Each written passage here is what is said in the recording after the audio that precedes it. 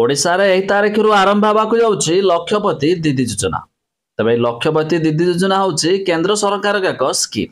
ଆଉ ଏ ସ୍କିମ୍ରେ ପ୍ରତ୍ୟେକ ମହିଳାଙ୍କୁ ମିଳିବ 5 ଲକ୍ଷ ଟଙ୍କା। ତେବେ ଆସନ୍ତୁ ସମ୍ପୂର୍ଣ୍ଣ ଅପଡେଟ୍ ଜାଣିବା ଏ ସ୍କିମ୍ ବିଷୟରେ।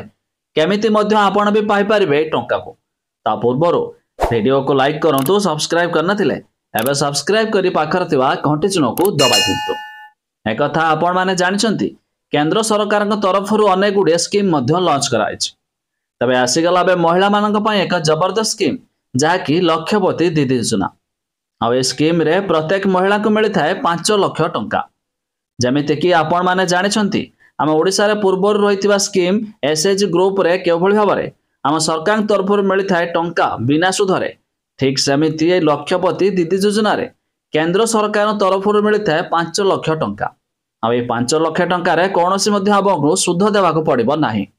बिना सुधरे आपण मध्य लक्षपति दीदी योजना रे नै पारबे लोन, जाकी प्रत्येक को मिली थाए एठी 5 लाख टंका। आ ए टंका आपण किस्त हिसाब रे मध्य सुझी पारबे। तबे केउ माने एथिरे आवेदन करि पारबे? तबे जानि रखंतु जे माने रहिचंती गरीब श्रेणी लोक, खाली सेति कि नुए जे मानकर बयस सीमा 18 वर्ष रु 50 वर्ष बयस मध्य रहिथिबो सेमाने मध्य एई लक्षपति दीदी योजना स्कीम रे आवेदन करि पारबे।